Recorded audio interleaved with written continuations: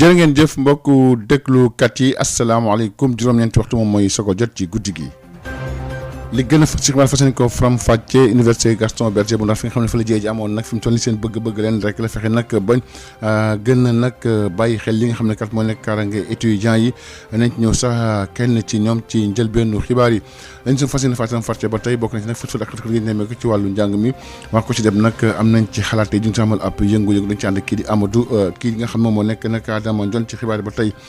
ca Kolda rek mittal gi mittal tamit ñi nga xam ne ñoom ñoo nekk jigéen ñi réseau des enseignants femme bu Kolda jóg nañ taxaw ci teem nañ ci ànd kii di Amadou Diatta Kaolack nag militants yi nekk ci ànd gësëm ñoom itamit wàccu tey ji nag yëngaloo nañ bu baax a baax ci wàllu grève ci ànd gësëm ci hôpitaux yi leen fas yéene faram-fàcce tamit bokk na ci lu jëm ci wàllu wax sa xalaat bi tey ji nag poñ bi benn rek la moom moo jëm nag ci li nga xam ne moom moo nekk nag wàllu match bi démb ak qualification bi nga xam ne Sénégal am na ko loolu rek mooy wax sa xalaat bi tey jii nii ñu ànd ak Assane Thioune ci wàllu xarala gi. ñu dem ci université bi nga xam ne kat moo nekk ca Ndar foofu noonu nag université coordination des étudiants de l'université Gaston Berger dañoo jaaxle nag am lu leen jaaxal lool ginnaaw bi nga xam ne kat agent de sécurité yi nga xam ne ñoo doon nekk garde nag ci village universitaire yi nag gisatu ñeen ci campus social bi ci waxtu bi nga xam ne kat ñàkkaar nga dafa fës lool ñooñu nag li ñu bëgg moom mooy nguur gi jël ay matuwaayam ba fexe rek ut agence bu wóor boo xam ne kat dañu mën a gis ci wàllu kaaraange gi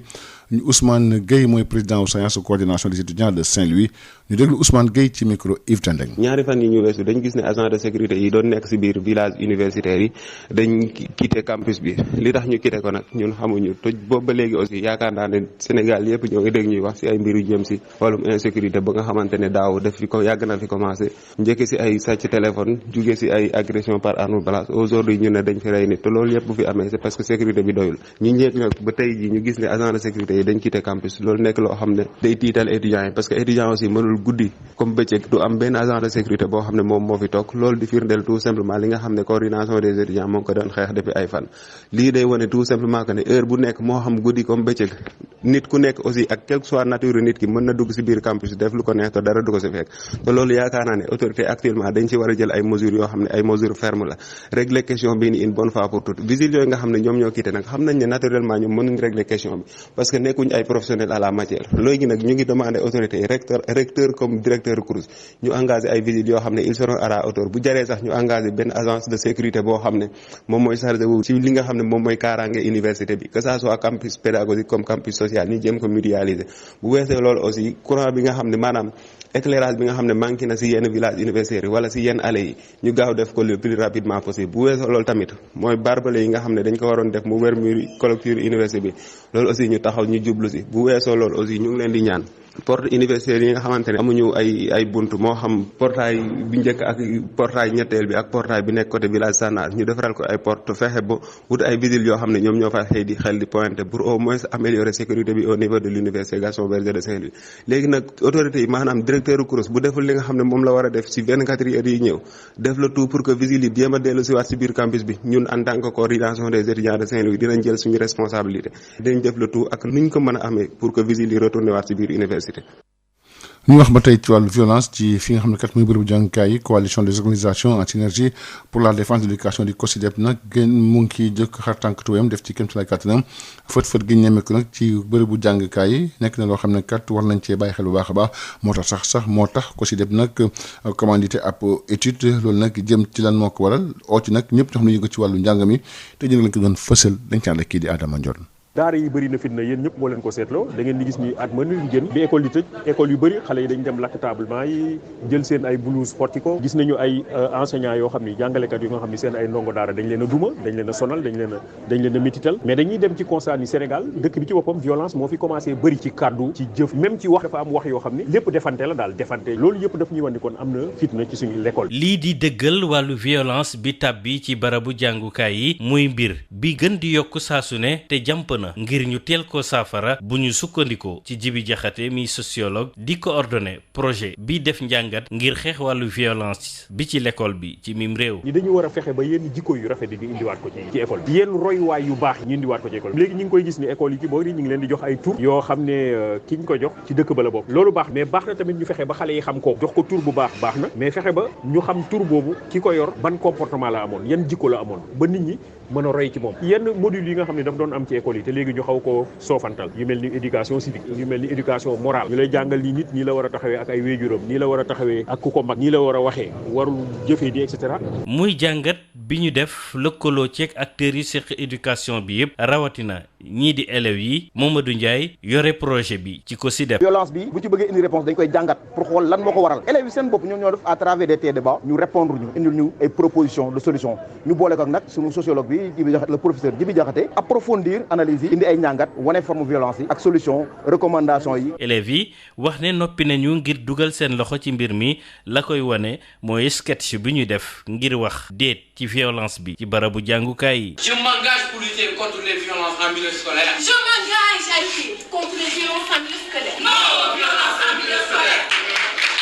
COSYDEP nag nee ñu bile jàngat dina ci ko gën a wéyal ba ci dëkku kaw gi ngir saafara mën a sax dàkk ci phénomène violence ci béppi barab bu ñuy jàngee ci mim réew. Adama Ndione doy na nag météo gi météo jigéen ñi ci réseau nag des femmes enseignantes section Kolda amoon tey ab dox ñaxtu ngir rek fexe nag météo gi météo jigéen ñi nag ñu daal di koy jeexal lu nag dem na bétu gouvernance jébbal mémorandum nag kii di kilifa gi dañ ci ànd ak kii di Adama Amadou Diatta mi nga xam ne nag moo ñu ko toppal ci marche bi nga xam ne amoon na tey ji foofu ca Kolda. kuréel gi ngànk jigéeni jàngalekat yi nekk fii ci diwaanu Kolda amaloon nañu ab dox ñaxtu ci diwaan bi di wax ni na dakk dafa doy fitna gi nga xam ne ñu ngi koy teg ci ndoddu jigéen yi loolee tax na nag ba ñu wër mbeddu Kolda yi dem ba foofee nga xamee ne moo di gouvernance jébbal gouverneur bi ci boppam ab bataaxal Lalia Mané mooy présidente réseau femme jàngalekat yi diwaanu Kolda. marche bi nag dañuy ñaxtu si ñaawteef yu ñuy teg xale yu jigéen yi en tant que mère de famille ñu gis ne loolu du yoon ñu jóg réseau des femmes enseignantes pour xeex loolu ñaawteef yooyu ñu ngi koy gis sax mooy ci école yi mooy ci kër yi mooy ci mbedd ñu ngi ñaan rek di ñaax parents yi parce que ñun jàngalekat yi école ba lu ñu mën ñu ngi koy def autorités yi tamit ñu ngi ñuy accompagner di ñaax parents yi rek ñu gën a góorgóorlu ci éducation de base xale yi. moom Fatmata Fanta Diaré nekk élève bu 4e ca CM bu Nakan nekk présidente bu gouvernement scolaire di wax ni ñoom jamono dañoo exposé wu dañ leen di sàkku di leen buntu xatal rawatina nag liggéey yi tar yi nga xam ne ñu ngi koy def ci kër gi dem nañ ba ñoom ñenn ci ñoom mënatuñoo jàng rawatina lii di ñàkkum kayitu juddu muy nasaxal seen njàng Ousmane Kane di gouverneur kilifa gi nga diwaan bi jàppe ni xeex bu nu mel lu war la ci dundu doomu aadama. suñ ko defee nag c'est pour wane taxaw bu ñu taxaw ñun personnellement ak bi administration bi taxaw mais surtout bu état bi Sénégal taxaw nga xamante ni lii tey ñuy dox di ko ñaxtu muy violence yi ñuy teg xale yu jigéen ñi ak su weesoo xale yu jigéen ñi Sénégal pour loolu dakk di fàttali taxaw bi si état bi Sénégal taxaw parce que jël na li naan beaucoup de dispositions juridiques pour loolu mu mun a dañ. ak lu mënti am dañuy wax ni fi nga xamee ne moo di diwaanu Kolda fitna gi ñuy teg ci ndodd jigéen ñi kuréelu jàngalkatu jigéen ñi nee nañ ñoom danañ ko gàlloo mu doon seen xeex ba bañ cay am ndam ci Kolda Amadou Dia doon jokkoo ak yéen ci Sud FM. Amadou Diatta ci Kaolack militant ak militantes yi alliance ànd gësam nag amoon nañ tey jii nag topp nañu bu baax a baax grève bi ñu waroon a amal service minimum la ñu dem ak ci urgence médicale yi assuré ko nag ci fi nga xam ne kat mooy bërëb fajukaay yi bi yoon nag responsable section bu Kaolack nag ànd gësam seen bëgg-bëgg moom mooy rek nguur gi nag def kéemtulaay kàttanam ba nag li ñu waxante moom mu daal di koy respecté dañ ci ànd ak kii di Mouhamadou Camara. ci Kaolack militant yi bokk ci juróomi syndicat yi yëngu ci wàllu wërgu-yaram bootu ci alliance ànd gësam ñoom kat respecté nañ moo door bi ci biir Kaolack ak li ko wër waaye nag lu service minimum ak yenn urgence médicale yi danañ ca taxaw ci bërëbu fajukaay yi nee nañ nag lu ëpp tuuru looloo tax nag ñuy ñaax njiitu réew mi wala di ko yëgal ne war na cee dugal loxoom su ko defee mu ñaax ay ministre am ñu waxtaan bu yaatu boo xam ne bi jàmm rek la war a mën a jur pour askan wi. Mouhamadou Ndiaye ànd gësam Kaolack ñun li ñuy woote mooy ñu toog waxtaan bu jaar yoon waxtaan bu sérieux boo xam ne lépp li nga xamee ne tawat la yuñ teg ñu saafara ko ci anam bi mu gën a jaadoo léegi nag ministre de la fonction publique ak ministre des finances ñoom dañu war a béy seen waar ci pàcc bi ndaxte ministre de la santé moom li ko waroon def nag waxtaan ak ñun signé protocole moo des léegi nag ñoom ñëpp comme dañ leen bokk jaboote muy chef de l'État ñuy demander au chef de l'État mu jël matukaayam yëpp secteur bi nga xam ne mooy santé te ñu sàggane ko depuis indépendance ba léegi li nga xamee ne war na ko mën a jubbanti mu jubbanti ko ci moment biñ toll nii loolu lañ koy ñaan te yaakaar nañ ne comme ay waxtaan dina am dinañ dem ci loolu. leneen loo xam ne lii yitteel na leen muy indemnité de logement yi nga xam ne yenn fonctionnaires yi am nañ ko te ñu xañ leen ko alliance ànd gësam fii ci Kaolack ñoom yëkkatiwaat nañ ay kàddu jëmale ko ci ministre bi yore wàllu fonction publique ak renouveau ak ministre bi yore wàllu finance ñu seet yan pexe la ñuy def ca na mu gën a gaawee waxtaan ak seeni kilifa yi leen jiite ci ànd gësëm su ko defee jàmm ne ñooy te nee nañ loolu sax bu antuwul soo moytuwul askan wi dugg ci bërëbu fajukaay yi ñoom ñoo cay gën a loru. Kaolack Mamadou Camara Sud FM. Mamadou Camara ñu ngi ñaan nag xeej ak seen gi am nag ci wàllu ci logement yi bëgg nañ tamit ku nekk mën cee gis sa bopp di revendication boo xam ne kat war nañ ko saafara na mu gën a gaawee Mouhamadou Ndiaye responsable alliance ànd gësëm bu Kaolack ci micro Mouhamadou Camara. suñu am indemnité de logement mosuñu ko am. alors que boo xoolee bi Sénégal amee ba léegi yeneen secteurs yi am nañ ko ba doyal bay dolliwaat mais ñun masuñu ko am donc nag injustice bu nawee dëkk dafay toll foo xam ne dañuy taxaw ne doy na léegi ñu xool li nga xamee ne yëpp ay dëng-dëng la ay injustice la ay boddi la ñu mën ko jooyanti situation bi delluwaat ci anam bi mu gënee. ñu wax ci li nga xam ne kat moom mooy tamit groupement des chauffeurs bu gare routière bu maire nag maire Alassane yu baax a baax nee nañ kat moom dafa organiser élection yoo xam ne nag dara leeru ci ñoom nag kañ fa teg dëgg bureau boobu gisuñu ci seen bopp Jabel Touré mooy président bu groupement des chauffeurs de Beaux Maraîchers ñu déglu ko ci micro El Hadji Moussa Thiam. li xew mooy préfet ñun ñoo ko interpellé ne ko mu organiser ñu élection yi ñu ngi ko bind lettre bi le 8 septembre 2021 ne ko nañu organiser ay élection parce que gare routière bi syndicat yëpp dañ fee am njaboot. camarade Alassane Ndoye moo organisé woon yii passé waaye bii dañ na ko doo ko arbitraire parce que yow da ngay far président sortant bi la faraloon bii passé woo président regroupement yëpp ne nañ ñoo wooteel ko pour mu gagné mënul nekk juge et partisan. ñu ne ko deuxièmement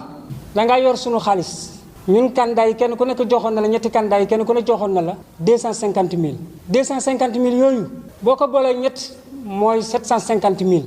muy 750 000 nga jaay 4411 cartes. carte 500 boo boolee jaari xaalis yëpp da lay jox 3 millions yu manqué 44 500 di moytu këyit yi yëpp ñu ngi koy bindante ak autorité yi pour bëgg dëgg ak jàmm bu ngeen doxul suñu diggante moom nag lu xew gare routière Beaux Maraîchers moom la ñu wax ci li nga xam ne kat ñu ngi koy ragal ci nag tool yi nga xam ne dañ fa nag yenn tool yi yàgg yi ci périmètre maraîcher ci yenn gox yi nag fële ci Tivaouane di loo xam ne kat dafa jaaxal lool njëngu ci wàllu mbay mi léeg-léeg sax ay bakkan la ci rot dañ ci ànd kii di Babacar Sow.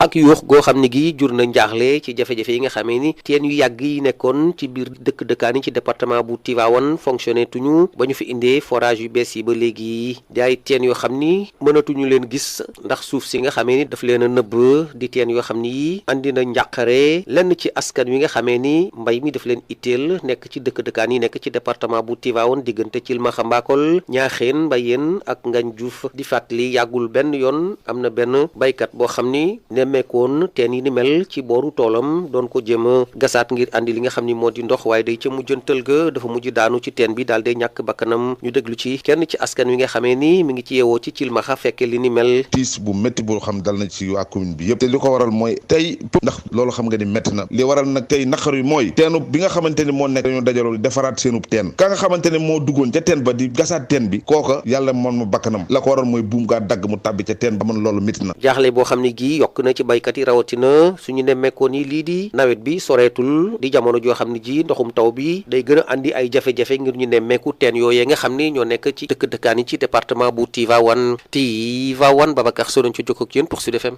Sud FM. ñu wax ci li nga xam ne tey jii moom nag ci wàllu conseil des ministres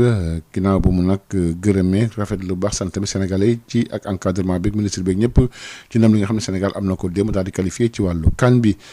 ci jëm nag ci wàllu indépendance yi njiitu réew mi Macky Sall wax ne kat lu jëm nag ci juróom-benn fukki bi ak ñaar ci nag Sénégal moom boppam ci wàllu indépendance dina am nag ñeenti fan ci weeru avril 2022 ci Sénégal gi yëpp rawatina ci Dakar bi nga xam ne kat dina am cérémonie prise d'armes boo am topp ci nag ab défilé militaire moo ci topp Université Gaston Berger bu Ndar nag amal tey jii ci àllarba ji ab lël